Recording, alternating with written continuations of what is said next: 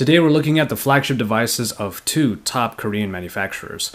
And we're also going to learn that even though at first glance they might seem very different, they're actually incredibly alike. Hey, it's Joshua Vergara from Android Authority. What's going on, everybody? And this is the Samsung Galaxy S4 versus the LG Optimus G Pro. The differences, and similarities, definitely begin with the design. From a first glance, you'll see that the Optimus G Pro is quite larger than the Galaxy S4. While the S4 might span just about 5.3 inches tall, the Optimus G Pro takes on a profile much like the Samsung Galaxy Note 2, and gets almost up to 6 inches tall, and is about a third of an inch wider. Once you get either phone in your hand and get past the size difference, these two phones end up being incredibly alike. The first thing you'll notice is the plastic material that both phones employ. Button layouts are very similar too. The only real difference is the Q button found above the volume rockers on the Optimus G Pro that can be programmed for a number of shortcuts. Obviously, the Optimus G Pro is much harder to handle with one hand than the Galaxy S4 due to its larger and heavier size. While the S4 is the best handling 5-inch screen device available right now, the G Pro is a 5.5-inch screen device definitely meant to be handled mostly by two hands. With such similar looks and button layouts, it really comes down to size here. Ultimately, if you want to keep the handling as easy as possible, then the Galaxy S4 is probably the one for you. Should you really want a bigger size though, then obviously you can go for the G Pro. But the device you choose will very likely be influenced by factors outside of just sheer design.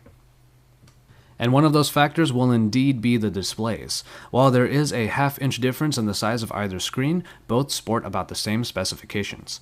The Super AMOLED display of the Samsung Galaxy S4 is a 1080p display rated at 441 ppi. It is a great display with very saturated looks that complement the uber colorful motif of Samsung's TouchWiz UI. It's no surprise that this is one of the best examples of how much fun you can have on a 5-inch display. With that in mind, however, imagine if that screen was even larger. The less saturated 5.5-inch True IPS display of the Optimus G Pro is also capable of 1080p resolution, but is instead rated for 401 ppi. This lowered pixel density is, honestly, a very small difference though. Text is thus rendered very well either way, and videos, pictures, and games are undoubtedly enjoyable no matter which device you use. In practice, the main difference again is just the size.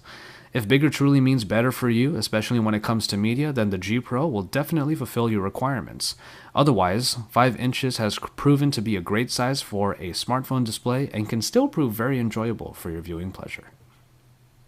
Once again, we see just how much these two devices are alike through their performance.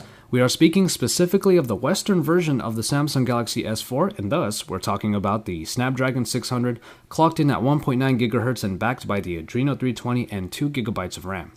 It is certainly a wonderful performer that allows you super fast experiences and multitasking.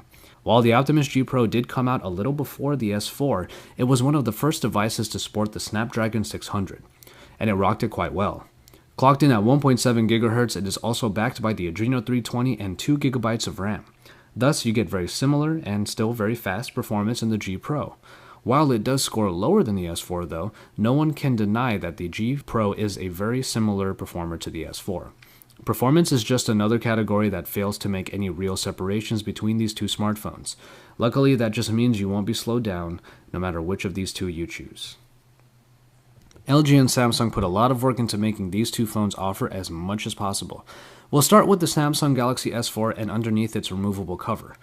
There is a removable battery that allows for replacements when power gets low, and the 16, 32, or 64 GB of onboard memory can be bolstered by the microSD card slot. An IR blaster allows the S4 to control a host of different devices like TVs or set-top boxes, and finally, its unique bits include a host of sensors used for navigation and some unique applications.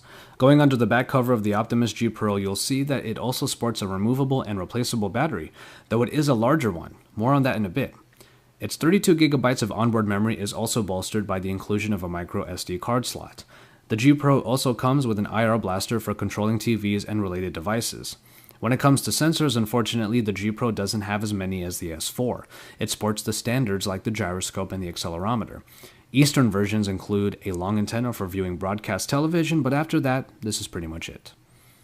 While the Galaxy S4 brings more to the table than the G Pro, their applications depend entirely on whether or not you will actually use them. As far as the actual required bits for smartphone usage go, the G Pro has them all covered. If you want to take advantage of the unique things the S4 offers, then you can go that route.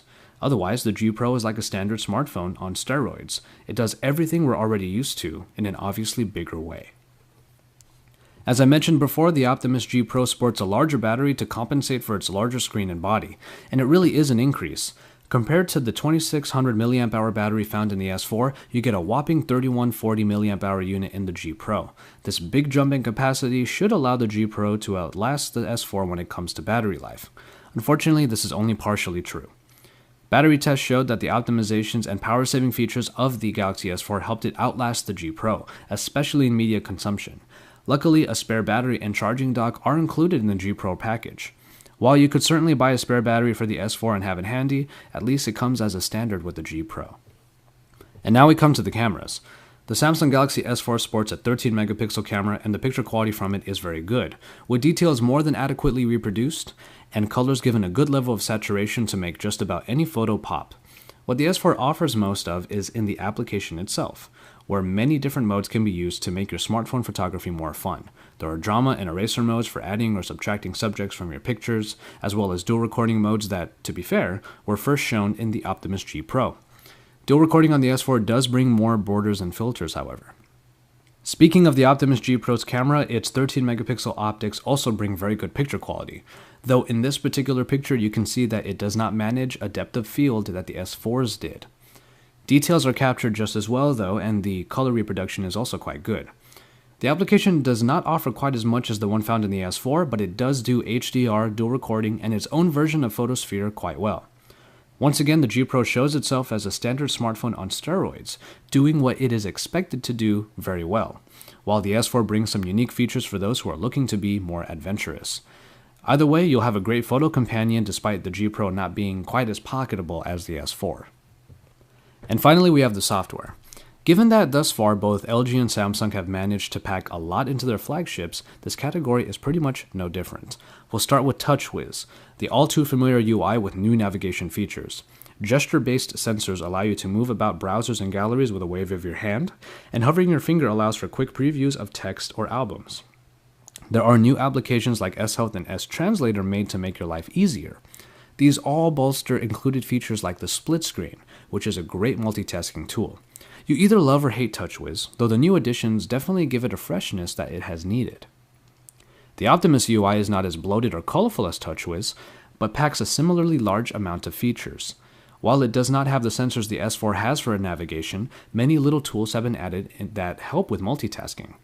Q apps are small applications like Q Voice and Q Memo that you can put over your current workspace for quick small tasks. You can, for example, browse the internet in one and take notes in the other.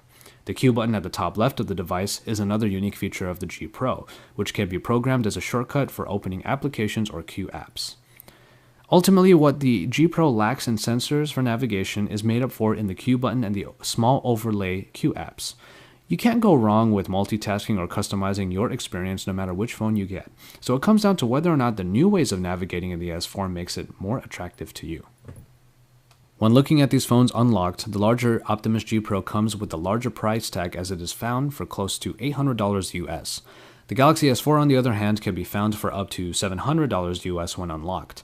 As far as contracts go, we'll use AT&T as our measure as both phones are found on that carrier and then both come in at $199 for 2-year contracts. And so, there you have it.